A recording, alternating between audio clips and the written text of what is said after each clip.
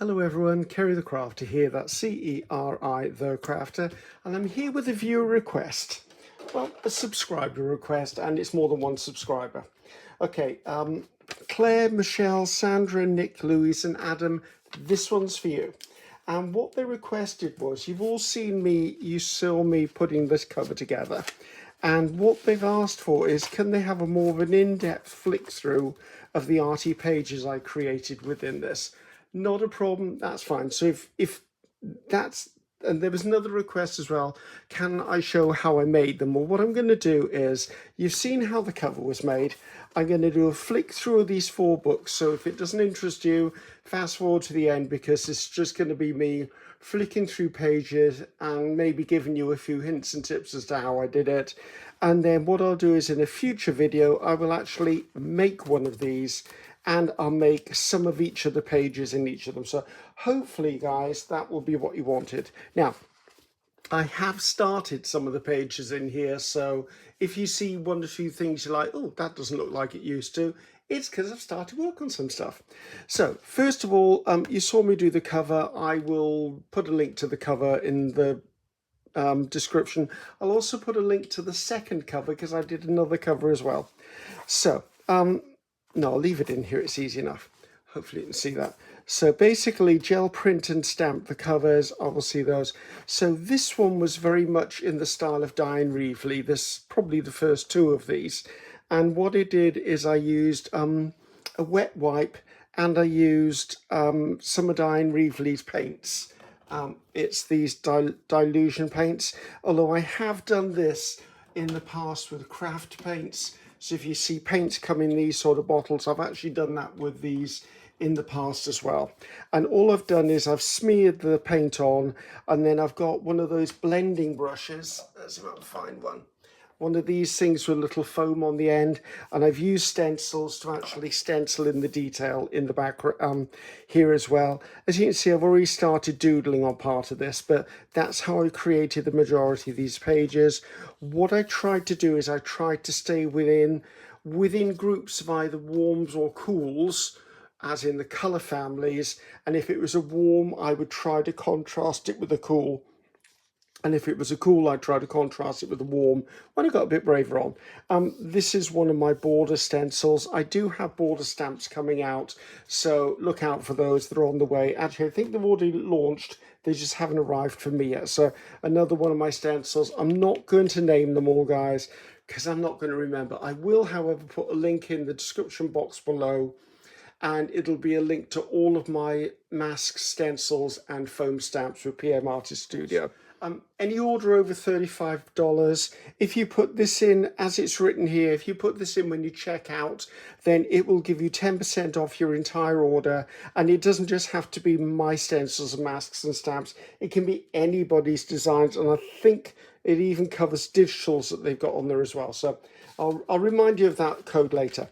Anyway, I think that was Hopeless Harlequin. I can't remember, that may be Railroad Sleepers. But as you can see, I was just creating backgrounds, because on top of this, they'll be doodling. There'll be other things, and then maybe eventually I'll maybe stamp some card stuff and stick it on, or maybe I'll put a figure on there, or maybe there'll be an insect, or that maybe eventually these will become a lot fatter with stuff that I put in. This was one of my stencils, and all I've done is I've gone in with a fine marker. I'm using a fine line at 0.8. It's a permanent marker. This is my Unipin fine line, waterproof, fade-proof pigment ink, and I've just put the stems in on the leaves. I don't tend to work on one thing. I tend to hopscotch through it. Again, I try putting colours I don't normally use. So pink, put pink in here. I don't normally use it. Maybe this will become a page eventually that is doodled and then there's ice cream images on it or something. I don't know. The early stages of this. Again, that's one of my border stencils for the edging, but it is purely just wiping down. And as you can see here, if we look at the first page, what I did was, when I've got, say, the green paint on my wet wipe, I will then grab a bunch of pages and I will do it again, and I probably assure you, there you go, there's the same colour again, until I'd used up all of the paint on the wet wipe. So working my way through, did the same with the stenciling as I did it.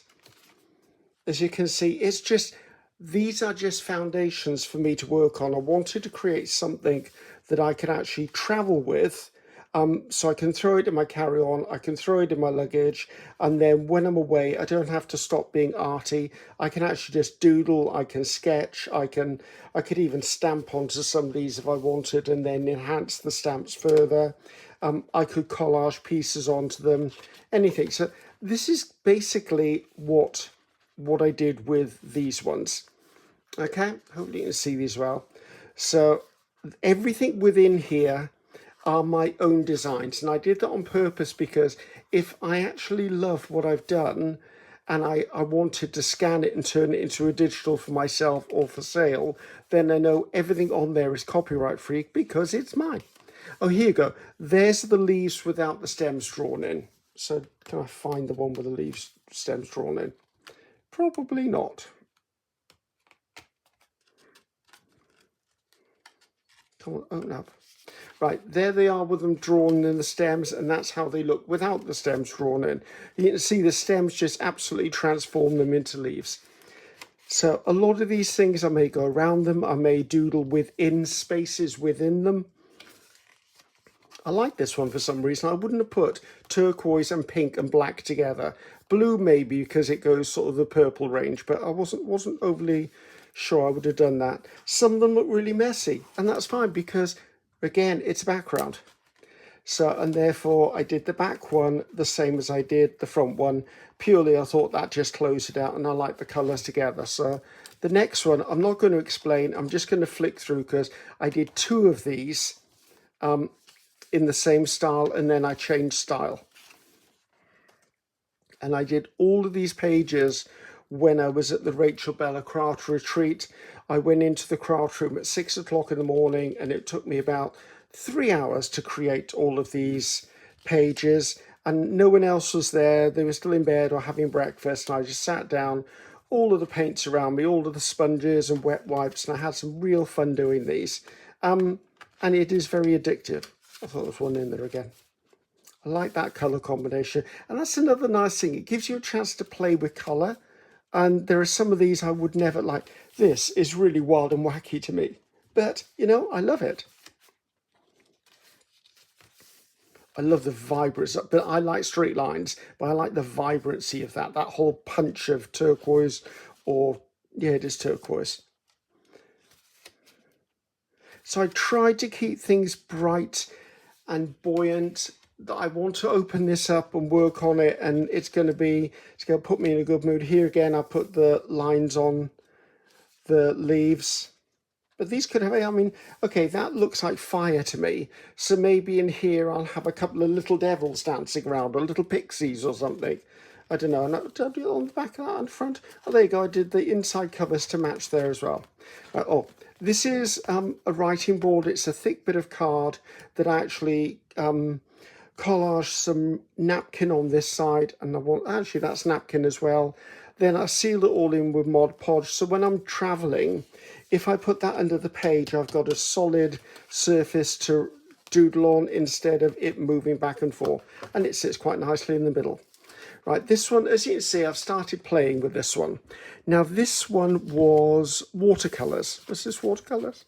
Yes, this was watercolours. So what I did is, this is watercolour paper, and I wet the page. I think I spritzed it. I may have used a paintbrush, and I just literally streaked the watercolour onto it, and I did splashes and splatters because I wanted a different feel than this, because maybe this one I'll sketch on. Maybe this time I'll write little phrases or poetry or catchphrases on. I could look into this a bit like cloud watching.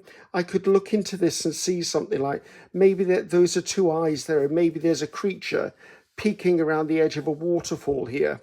Yep, I know, a little bit loopy Ceri, but it does mean that I can look at stuff, and it's almost like that reverse colouring book technique that I've seen about, whereas stuff is on the page and then you pull it out by outlining it like this. Okay, This could be stalagmites coming from a cave ceiling. That's them attaching to the stalactites at the bottom. Maybe there'll be a grotto in here. I don't know. I'm just the way my brain is. I went a bit dark for this one, and I wanted that because, you know, I wanted maybe the option of doing something dark and dingy. Maybe it'd be Halloween when I do this one, and there'd be a witch or something in it. But as you can see, they're just interesting, and this was so freeing to do this because I really didn't give a darn. I literally was just splashing paint around. I could let my perfectionism go because there was no perfect. It is whatever it turned into, and as they dried, they faded slightly or they ran into each other a little bit more. So this is where I came to.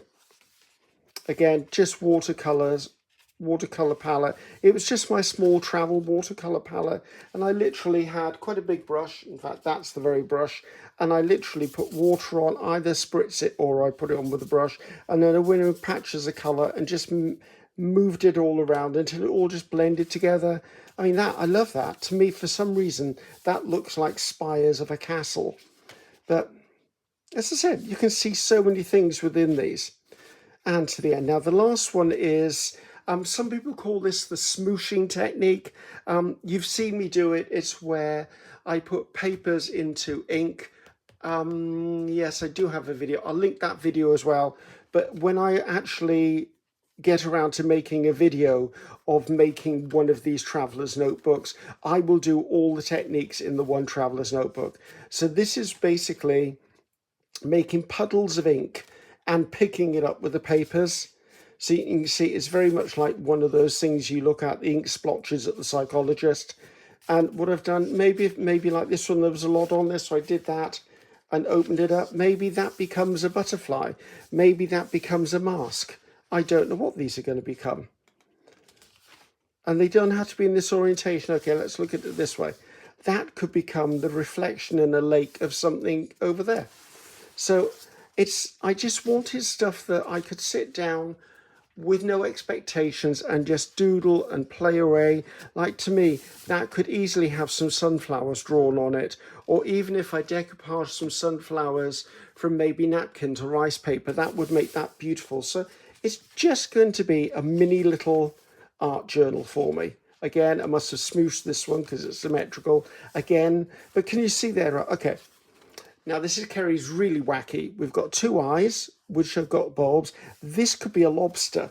These could be the claws of the lobster, and that could be the tail going away in the background. Equally, it could be a cat. I mean, if you look at it this way, it looks like a dog sat down looking at his master or her master. But this is what I love about this sort of stuff. It is literally cloud watching in an art journal. I can make anything out of anything. No judgment. I don't have to show you guys. I don't have to show a single soul on the earth. It's purely just taking something with me that is mindful, that I can do at the airport, I can do on the plane. I mean, all I need to carry is one pen. And that's what I'm doing. The whole thing is going to be done with black. I do have a pack of coloured pens as well, which will be in my luggage. So when I get to my destination, I can do more than just black work. But I intend to use just black pen on the plane. So there you go. That's basically where we're going. And this one screams Mardi Gras to me, which is fabulous. I love Mardi Gras. And that was it. So that's what those were. So hopefully, guys, and that's Claire, Michelle, Sandra, Nick, Louise, and Adam. Hopefully that's what you wanted. There will be several links. As I said, if you do go across to PM Artist Studio and buy something, take advantage of the discount code.